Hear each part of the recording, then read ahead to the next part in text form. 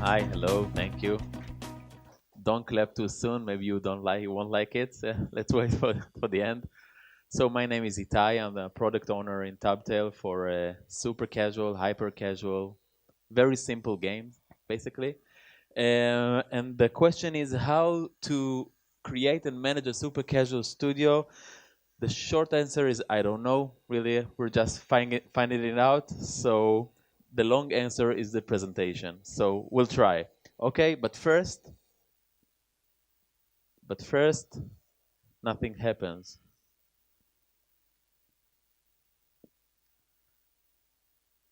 Let's try to download it to the computer and do it from there. Okay, I'll tell you the story without the image. Imagine a hermit crab, okay, walking on the beach with his shell on his back. So the hermit crab is not born with the shell. He's born very soft, and he needs to very quickly find a shell in order to survive. And he grows in his shell, comfortable and warm and safe. But in order to grow bigger, he needs to get out of the shell that he found and find a new one. Huh? Okay? He needs to get out of his shell and find a new one, a new shell, a bigger shell in order to grow. The few seconds, minutes that he's outside of his smaller shell and in front of his larger one are very dangerous. He's very vulnerable at that stage. And the only thing he wants to do is go back to the old shell where he feels safe. But he has to do it in order to grow. And I believe this metaphor, this allegory, is similar to growth in every business, in games industry, in your own personal life. I'm sure you decided to go from one job to another. You said, maybe I know all my shit here. Maybe I'll stay here. But in order to grow, you need to take this extra step. And all the big companies that you see here downstairs and all the successful studios, they had to do the same thing in order to grow. They had to get out of their shell, yeah, and go ahead and try to become something else, something bigger, something stronger. And my company TabTale is not okay. TabTale is a successful company, a lot of downloads, but my company, they had to do the same thing in order to grow. So we started as a company for games for toddlers. Actually before that, they started as a company for interactive books. The iPad just came out 2010, and people said, well, of course people will only read books on the iPad. So we decided to start with interactive books.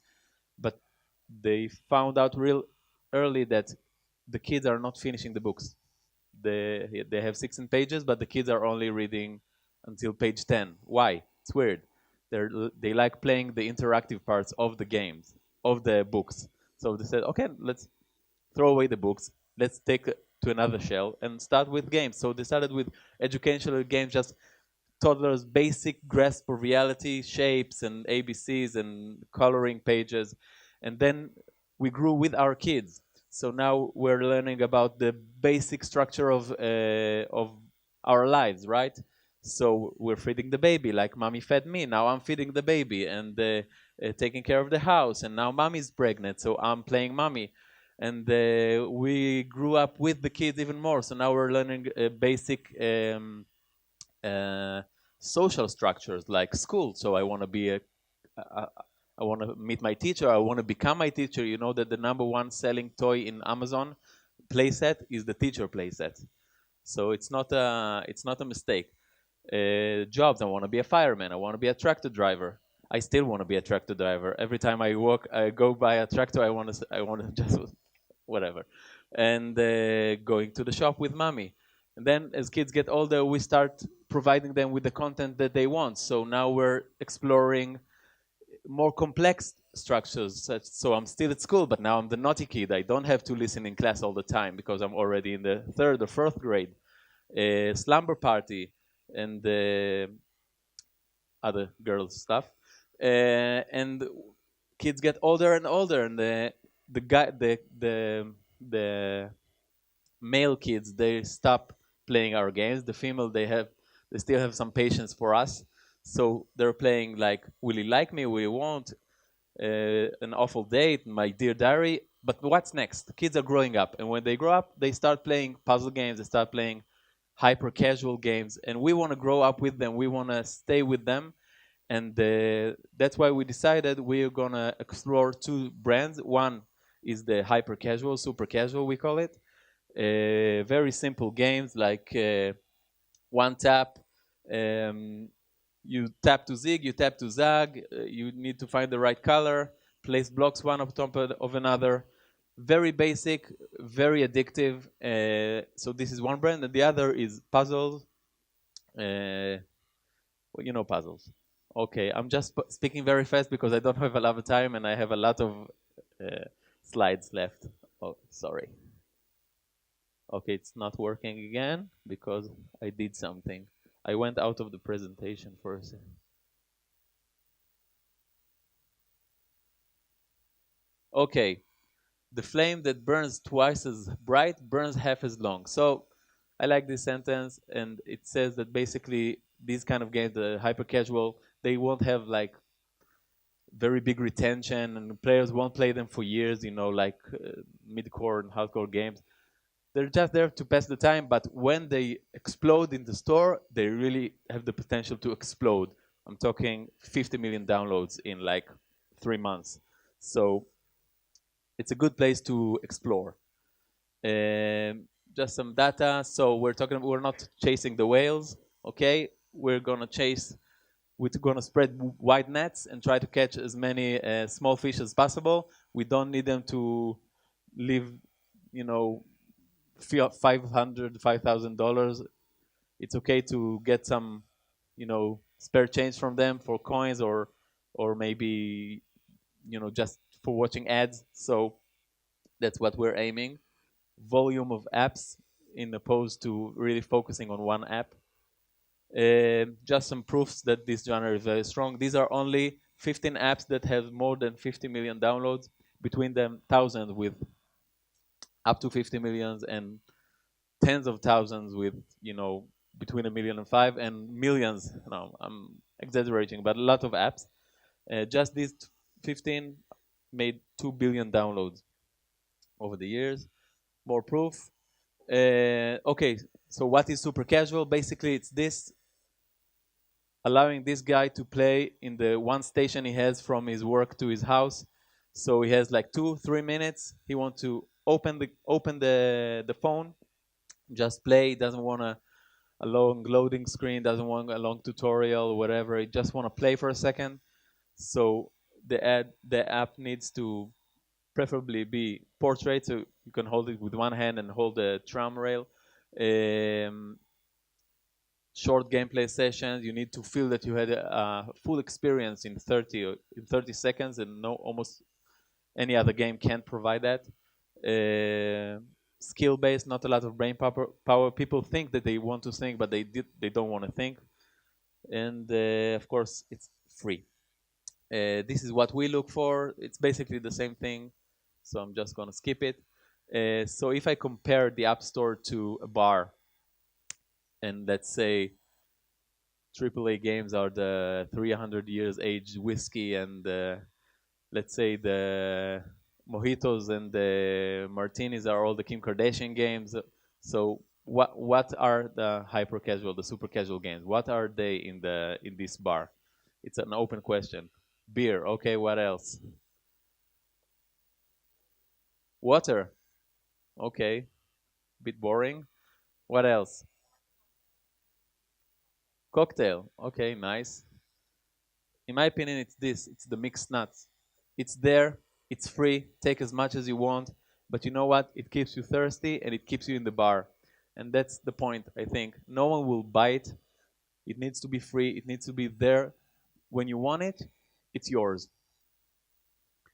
Okay, so now we're going into TabTale and our process. So we also have publishing, and also we produce our own games. So for publishing, we're looking for well-made games that are feature-worthy, that have the viral potential. I know it's easy to write this point, but it's very hard to find a viral potential for a game. But this is what we're looking for: some innovation, and it should be polished. Okay, make sure your game is well made.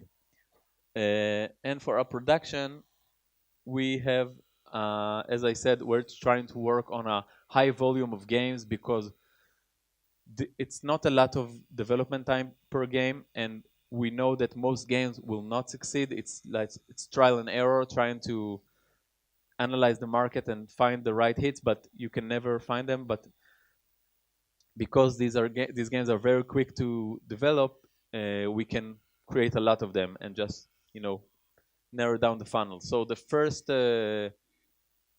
thing we do is we meet my team and I. We meet every week, and we need to come up with 5 new ideas at least.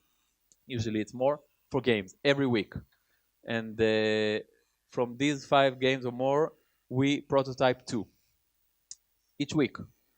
And when we finish prototyping, we pitch them if we think they're pitch worthy. We pitch them to a special board, let's say, management and some creative people in the company. And if it passes that, it goes to production. Um, so let me tell you a bit more about our brainstorming process, because I think it's the hardest part when you're trying to develop a very big volume of games. Good ideas is where you find yourself stuck, because you have good developers, you have good artists, but they need good ideas. So that's the hard part. So how do we brainstorm? First of all, market research. We see who is playing in this playing field. What type of games? Are they arcade, puzzle, clickers? Are they endless? Are they level based? What are their characteristics? Forget it. Who are the players? What game? How many games a competitor makes in a year?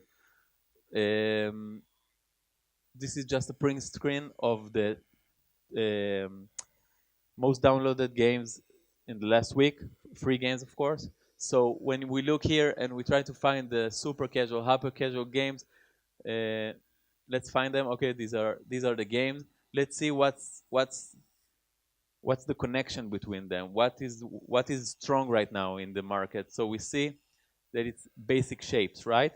Let me try. You see, it's all basic shapes, and it makes sense because hyper casual is taking games to the most basic simplicity level, and basic shapes are the most simple. If you go with a theme, let's say this game was about a spaceship. So some people love spaceships and they will play it, but some people hate it. And if you say no, it's just a circle, everyone can relate to it. It's like the basic shape of the universe. So it's not a mistake that everyone, at least at the moment, are going with basic shapes. And that's why when my guys give me the pitch for the game and they say, okay, it's about a frog that jumps through hoops, I said, okay, it's about a square that jumps through hoops, right? Through circles. And they say, yeah. And if they can't explain the game with shapes, then they have a theme. They don't have a game, right? So keep it basic, at least for the earliest stages of brainstorming. Okay, we can search for viral opportunities because these games can be done in like 48 hours. Uh, they are the only game genre that can address real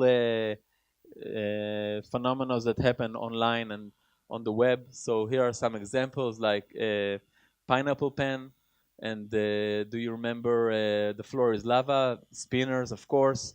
We also tried to do it. It was in the early stages. We didn't try to push it that much, but we did one spinner game, but we took it to like a survival game, spinners versus monsters. Actually pretty fun. Do you remember this guy? So his kids interrupted him during his speech, and 4 days later we came out with this game. It's really funny. They just go on the screen. You need to tap them to make them go away, and you have a power up. Yeah, it's the wife. When it's full, you can touch it and she comes and grabs all the kids, super super hard.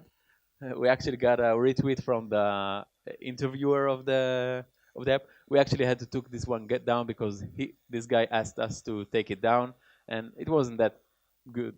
Wasn't that successful, so we just took it down. It was just an exercise for us, but it was funny.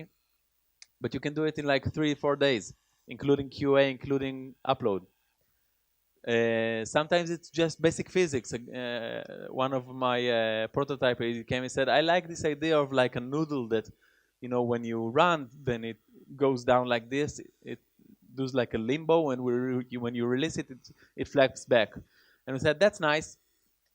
And here we had to go with a theme, right? The sausage party. So basically, you're just killing sausages, and it's really funny. It's supposed to come out today, tomorrow, something like that.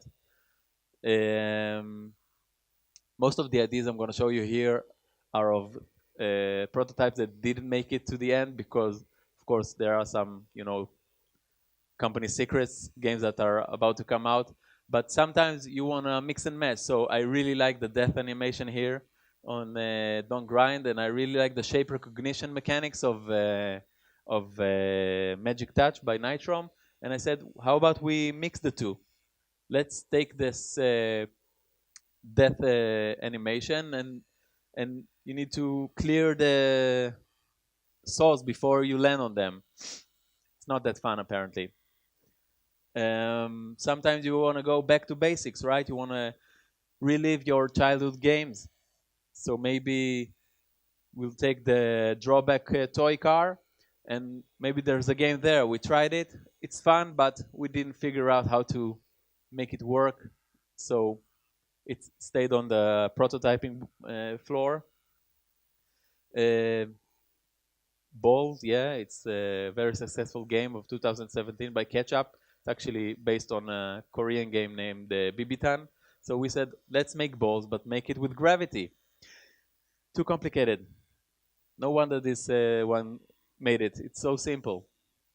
So we have AA, right? Let's make a 3D AA.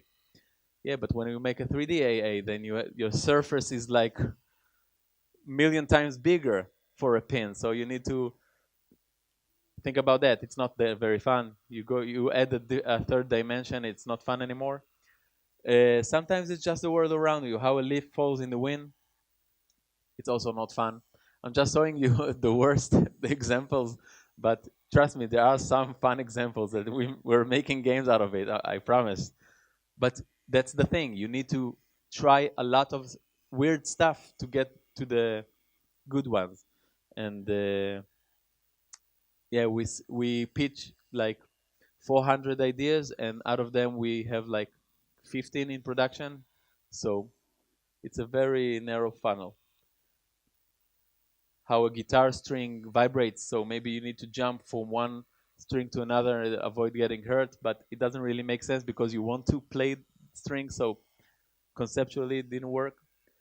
And sometimes you don't have to invent, right? So Crossy Road is a Frogger, and Shooty Skies is Galaga, right? Space Invaders. So sometimes just a name. Slapchat, so funny. Let's make a game called Slapchat. Maybe you can make it. I don't know. We didn't figure it out. Yeah, Sneaky Spy, Running Late. They just sound good. Sounds like something I want to play. Okay, so we figured out some games that we want to produce, and then it goes through the machine, and it's basically the same development process, just very short. Yeah, between the alpha and the beta, we have something we call a vertical slice. It's basically just the gameplay with one background, one character, but it works perfectly. And because most of these games are not level-based, they are procedurally generated. When you have one character, one background, and the game working, you have a game. So what we're trying is to release some games in this state, just the vertical slice, of course, after QA and everything, but just test the waters, release it to soft launch, and if it's good, then add the other parts like more characters, metagame, and everything. Okay, then goes to marketing, soft launch, and release. How much time do I have? 10 minutes. Okay, so I spoke too fast. Um, and of course, when the game is released, it's not the end because, well, for most games, it's the end because, well, actually, it's not true. Most games don't get it to the release. Yeah, most games are dead and buried in the soft launch because when you create a game and you're two guys in your attic, then your game is everything, right? And you will push it and you will die for it. And this is what I want the mentality to be for my games. But you also need to have this cold part in your brain that says, okay, I love this game, but it doesn't work. And we have a lot of games like that that I really like them and it was fun and the playtesting was good, but when they came out, you couldn't buy users to play the games and they have to go. So I always try to say, okay, so now we have free for our next game because this one is dead. But most games die in the soft launch period. Some games go to full release, and the ones that do, we usually keep adding content to them. So we're getting to the live ops part of the production, and that's where the hard part starts. Yeah, right? Because you had the perfect game, and it is perfect, but it has only 15% day 7 retention, and you need 20% to justify the game. So now you say, okay, how do I make this perfect game even more perfect? It's impossible, but you always find ways, and you try, and you fail, and you succeed, and that's basically the cycle. And then you go back to your 40 other games that are in various stages of development. Of course, we can't do it alone, so we have outsourced studios that we work with all over the world.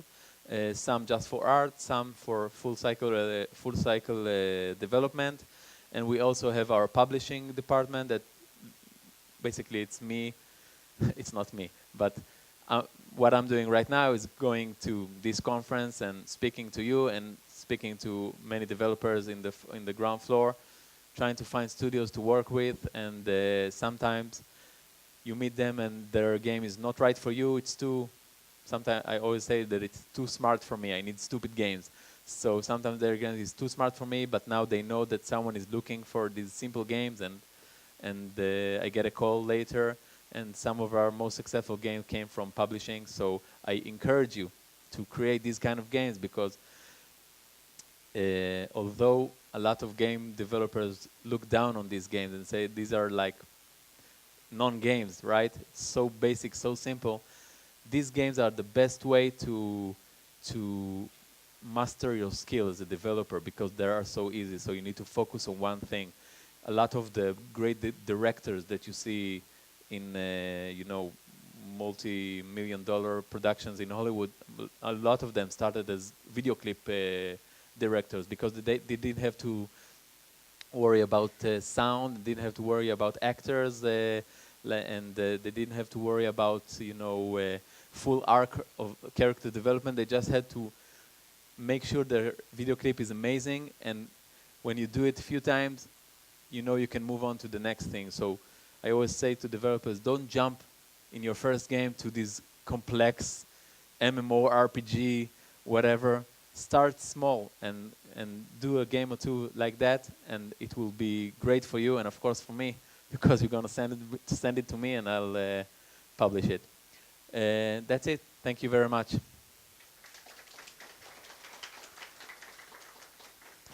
Your questions?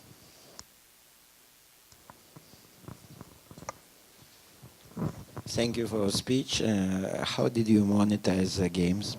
We monetize mainly by ads, and so you have banner ads at the bottom sometimes, not always. You have interstitial ads that pop up between sessions, and you really need to find the right rhythm for it and the right places for it because you want it to help you monetize but not frustrate users so much. We see that now the whole business of mobile gaming is going into free to play, and and even ad supported. So it's not that taboo as it was. And of course, we try to find the best solutions for rewarded videos. This is the best way for us to monetize. Of course, there are in-apps, but in most games like this, they are like a fraction of the revenue, less than 10%, maybe sometimes 5%. Hope that answers your question. What part of your games what was published was successful? So we have one game out called it's a relatively old game called Borderline. It's a very arcade game, and it has 10 million downloads. We have one game at the moment in live ops. It's called 2 for 2. It's a endless puzzle, and it's also doing very well. It came out around July or August this year, and it has a few million downloads, and we're actually buying users for it, and we're able to buy users for a ridiculous amount of money. I mean, very cheap, yeah. And you have to for these kind of apps because they don't monetize.